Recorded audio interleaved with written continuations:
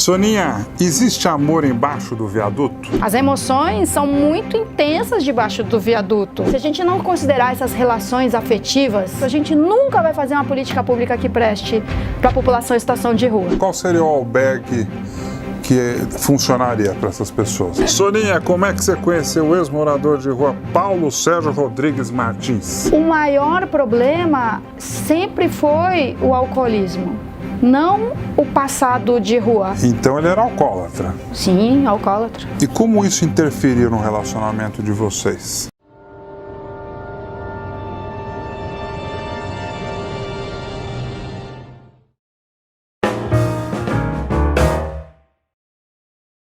Hoje a minha conversa é com uma mulher que gosta de gente e que gosta de todo tipo de gente. A minha entrevistada é jornalista, apresentadora e vereadora na cidade de São Paulo pelo PPS. Soninha. Oi, Bonfá. Obrigado por você me receber no seu gabinete. Olha, só faltava não receber, né? Eu já entrevistei a Soninha 2 vezes, as entrevistas foram na sua casa. É mesmo. Soninha foi a segunda entrevistada desse programa.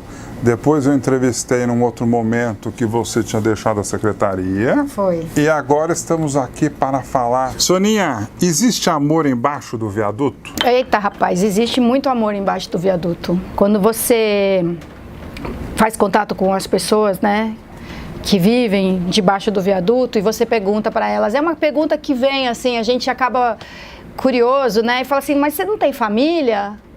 A resposta sempre é, olha a minha família aqui. Então, claro, você tem laços familiares que foram rompidos por 1002 razões e aí as pessoas constituem novas famílias, né? E ali tem uma relação de amor forte e é família, né? Sai pau, sai briga. As emoções são muito intensas debaixo do viaduto, entre amigos queridos inseparáveis que são capazes de dar vida um pelo outro, mas um dia um tá virado com o outro, às vezes eles se pegam mesmo violentamente. Se a gente não considerar essas relações afetivas, fortes e intensas debaixo do viaduto, a gente nunca vai fazer uma política pública que preste para a população em situação de rua. As políticas que existem, né, os mal falados, mal queridos, né, malquistos albergues, eles não levam em consideração as relações estabelecidas debaixo do viaduto. Eles tratam cada pessoa como um indivíduo. Por isso que eles não querem ficar nos albergues? É uma das razões pelas quais eles não querem ficar nos albergues, é porque ele precisa ir sozinho para um lugar, e não é um lugar onde ele vai ser respeitado como um indivíduo com privacidade, não. Ele primeiro, você arranca ele daquele meio que ele tá acostumado, né? Amiga, amigo, irmão, namorada, cachorro. Então primeiro você arranca ele dali. E aí você enfia ele num outro espaço coletivo totalmente despersonalizado de qualquer coisa, né? Um quarto para 200. Então vamos lá, qual seria o albergue que funcionaria para essas pessoas? Em tamanho muito menor. A gente não pode continuar pensando assim, bom, são 16 mil pessoas na rua. Não, são 20 mil pessoas na rua. Precisamos criar 20 mil leitos, sabe? 20 mil vagas. Exatamente. Você não pode continuar criando serviço de acolhimento para 100, 200, 500 pessoas, entendeu? Não, é para 30, 40. Casas, tipo república. Tipo república mesmo, existe inclusive, eu não preciso nem inventar, que daria trabalho, já existe esse modelo república. É uma casa em que moram 10, no máximo 20 pessoas que têm acesso à cozinha, que dividem a cozinha, que dividem e precisam se organizar e que tem uma supervisão da assistência social, lógico. Claro que num lugar em que as pessoas saíram da rua para morar juntas, debaixo do mesmo teto, tem que ter supervisão, tem que ter assistente social, tem que ter psicólogo, tem que ter uma gestão ali externa. Mas é uma casa, a pessoa tem chave da porta, a pessoa tem acesso à cozinha. Num albergue, você não pode entrar na cozinha, é colégio interno. E assim, é tudo mesmo sexo. Aliás, esse é um defeito na regra de república que tem hoje em dia, que a república é exclusivamente para pessoas do mesmo sexo. Pronto, você já inviabiliza para muita gente. A sensação que passa é que quem faz não sabe o que está fazendo. Isso. Não vive na pele, ou não sabe nada desse universo. Exatamente. Quem concebe não é quem vive, sabe? Tinha que escutar o funcionário do albergue. o morador de rua. E tem que vivenciar tem que ir pra rua. Tanto quanto possível. Tem que vivenciar. Soninha, como é que você conheceu o ex-morador de rua Paulo Sérgio Rodrigues Martins? Foi numa das nossas ações com a Casa Bodhisattva, que é um grupo que foi montado por amigas do templo budista, o de Shaolin. Foi assim, a gente passou fez um retiro no fim de 2013, de uma semana, que foi muito especial. Todo mundo que passou por aquele retiro foi modificado em alguma coisa. Por exemplo, muitos de nós finalmente viramos vegetarianos, depois de muito tempo falando, um dia eu vou parar de comer carne. E um dos mestres que conduziu ali aquele retiro, ele tem uma ação com moradores de rua na Europa, principalmente em Portugal. E aí, quando ele soube, porque uma amiga nossa comentou com ele, a Soninha também trabalha com morador de rua. Ele falou, que legal, quero conhecer o trabalho de vocês. Então, o pessoal do templo budista foi pra rua comigo, uma parte na noite de Natal, e passamos o Natal ali, e uma parte no Réveillon. E uma amiga em especial, a Luciana, junto com uma outra amiga, Maria Paula, quiseram fazer uma rotina, né, um movimento organizado, assim, de ir constantemente para a rua, encontrar os moradores de rua, conversar com eles e tal. E onde surgiu o Paulo nessa história? Ele estava sentado no meio do canteiro central, assim, a cara amarrada, uma má vontade, marrento, mascarado. Queria falar, não. Tudo bem, a gente sabe como é que é. Alguns são super expansivos, procuram a gente, já começam a falar, né? Outros te recebem com uma cara super amarrada que você acha, esse aí vai me tacar alguma coisa, né, na cabeça. Aí quando você se aproxima, ele desarma, ele tá com medo. Ele não sabe o que o espera, né? No caso do Paulo, não. Ele tava de cara amarrada, ele permaneceu. Poucos amigos. Aí eu, tá, tudo bem. Nem ligo. Com o tempo a gente degela. E aí ficamos ali a tarde inteira trocando uma ideia. E você, como é que é? Você faz o quê e tal? Conversando. Nossa ação era, vamos fazer amizade com o morador de rua. E aí, a partir da amizade, aí você vê o que você pode fazer pelo seu amigo, né? E aí, com o tempo, de fato, ele foi desfazendo um pouco a cara feia, a má vontade. Só que eu fiquei afim dele naquele dia. Foi amor à primeira vista? Você acredita? Foi? Você acredita? Eu gostei dele muito antes dele gostar de mim. Sabe quando você vai embora pensando em alguém? Aquela sensação básica, pode ser numa balada, pode ser no trabalho, pode ser em qualquer lugar. Comigo foi ali do rolê. Eu voltei pra casa pensando nele. Quando eu cheguei lá ele estava de cara feia e eu sabia que era uma questão de tempo e que eu ia conseguir. Não virou um desafio? Todos são um desafio, nem por isso eu fico apaixonado por eles todos. Entendi. Entendeu? Eu lido com morador de rua há 1000 anos. Eu nunca quis...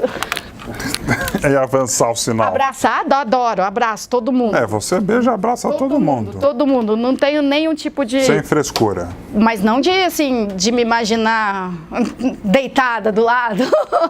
Soninha, quando você chegou lá, você encontrou um Paulo bem vestido, bonito e cheiroso? Não, ele era o pior da roda. Ele tinha aquela barba, né? A barba dele só não era enorme assim, porque ela não cresce muito. Ele não é, né, do tipo, mas tinha aquela barba assim, né, aquela cara inchada, pudim de pinga, como diz a Lilian. Dente sim, dente não. A Lilian, assessora da Soninha, que está aqui atrás, está rindo, não resistir. Dente ruim, sabe quando o de baixo não tem, o de cima cresceu bastante, assim? Tinha uma unha desse tamanho. Uau. Imunda. E o cheiro?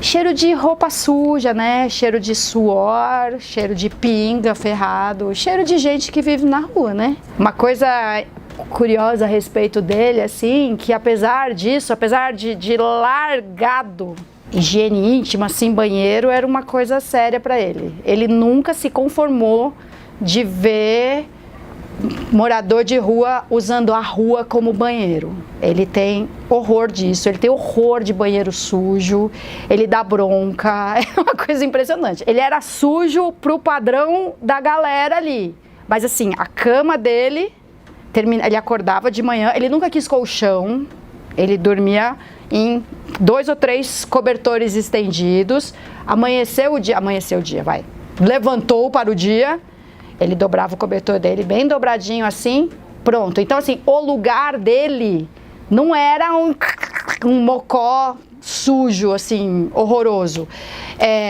Banheiro, ele procurava um banheiro. Mas ele tomava banho? Raramente. Raramente ele tomava banho. Olhando tudo isso, o que te atraiu nele? Não sei. Tentando explicar o inexplicável, né? Eu vi que ele não era aquilo. Eu vi de cara que ele não era aquilo. Sabe? Tipo, esse cara, ele é mais do que isso, assim. Ele não é essa antipatia e essa má vontade, não. Não tinha como eu saber que ele tinha escrúpulos para usar o banheiro e que ele limpa a tábua se alguém tiver deixado xixi. Não tinha, na menor condição de eu saber. Mas eu sabia que ele não era aquilo que ele queria aparecer, entendeu? Ele queria parecer um cara muito hostil, mas eu sabia que não era. Ele te contou por que ele foi parar na rua? Contou, nem ele é capaz de explicar completamente, né? Ele foi se afastando da casa da família por várias razões. Ele tem 4 irmãos que morreram violentamente. Uau! O pai dele morreu em decorrência, de certa forma, do alcoolismo. Os quatro irmãos morreram e nenhuma morte morrida. Morte violenta. Então, chegou um momento que ele passou a acreditar que ele seria o próximo. Que se ele continuasse ali, que o destino dele seria o mesmo. É louco isso, né? Porque ele temia que tudo desandasse a ponto dele ser a próxima vítima de uma morte violenta. E resultado... Foi pra rua buscar segurança? E resultado disso foi que ele desandou, né? Quantos anos de rua? Mais de 20. Uau. Entre idas e vindas, assim, tipo... Então ele começou a sair de casa e não voltar, sabe? E depois sai de novo e cai na gandaia, né? E aí pega e já dorme na rua mesmo, já tá estragadão, já dorme... E aí vai, e aí chega a hora que você... volta para casa e aí a sua família, né, a sua mãe fala, isso não, assim você não volta para casa, desse jeito você não volta. Aí parece que é o que falta para dizer, vocês não me querem aqui, então bye. Então eu vou embora. É claro, eu tô, né, resumindo em um parágrafo, uma longa história. A família dele é uma graça de família, um amor de família. A mãe dele é uma pessoa incrível, as tias dele são todas assim, porreta. E ao mesmo tempo foi uma família permeada de sofrimento e de violência. Então a gente também às vezes tenta explicar as coisas assim pela família, né? A família desestruturada, mas não é uma receita assim tão simples. Então, muito legal agora, ele tá totalmente... Estamos, né, bem próximos da família dele. Soninha, voltando para o início, 2014, foi quando vocês se conheceram. Você falou de pinga. Você encontrou ele alcoolizado. Ah, sim. Aquela hora da tarde, ninguém mais estava careta. Então ele era alcoólatra. Sim, alcoólatra. E como isso interferiu no relacionamento de vocês? Interferiu brutalmente. Brutalmente. Ser alcoólatra, né? Você ter um marido alcoólatra, pai alcoólatra, filha alcoólatra, ele pode ser engenheiro, ele pode ocupar um alto cargo numa empresa, é um problema. Então, o maior problema sempre foi o alcoolismo, não o passado de rua. Claro que o passado de rua tem um peso. Criar hábitos, um dos hábitos é você só fazer o que quer na hora que quer. É louco isso, né? O morador de rua, ele tem essa liberdade estranha, né? Porque ao mesmo tempo ele não é nem um pouco livre. Ele é totalmente condicionado pelo meio, né? Onde ele dorme, a que horas, em que condições, ele não tem muita escolha. Abrir a janela ou fechar a janela, sabe?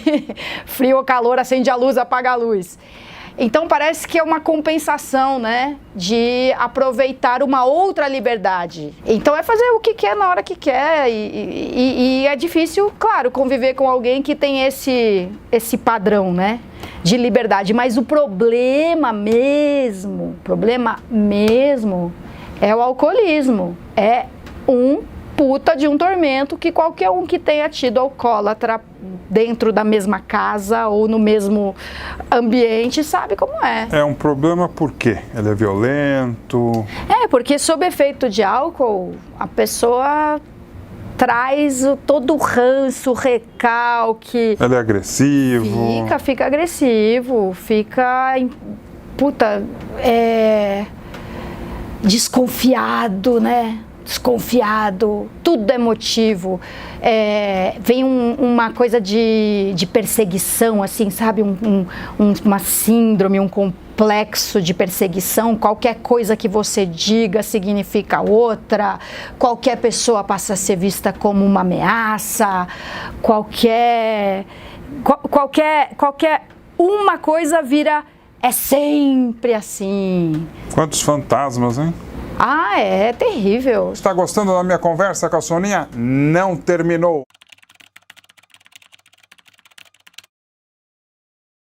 Como é que você faz para conviver com o abismo cultural e financeiro entre vocês? Você conseguiu tirar ele do alcoolismo? Da bebida? Olha... Soninha, como é que sua família reagiu a isso tudo? Pessimamente. Até hoje. Eu sei como é estar com ele, alcoolizado, descontrolado e, sabe, sem medir a força. Eu sei, acreditem em mim. E se eu estiver em risco, eu saio correndo pro meio da rua, se for o caso. E se eu achar que tem que chamar a polícia, eu vou ligar 190. Chegou nesse ponto, Soninha? Várias vezes eu chamei a polícia. Vocês estão então se relacionando há 4 anos. Você pensou em desistir?